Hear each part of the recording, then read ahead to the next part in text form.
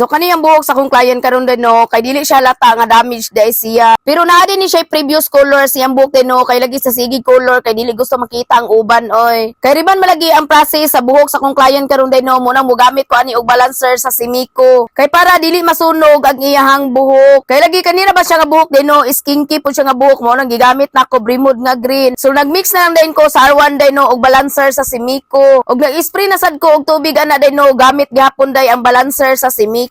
Kay para man good maprotektahan gyud nako ang buhok sa pilingguapa ani oy, please lang. Muna pag hairdresser gani ka din no, ayaw kahadlok og riban og mga damage na nga buhok. Basta kauban lang gyud nimo din no ang balancer sa Simiko. Ug ang nakanindot ani karon din no kay nag-buy one take one sila. Muna pag human sa tanang process sa buhok sa pilingguapa ba. Inani na ka-shiny o kabagsak ang iyang buhok, oy. So wala ni sa mo to ka-damage ang iyang buhok gamit ang balancer sa Simiko. Muna ko hairdresser ka din no, pag-order namin tras by one take one pa.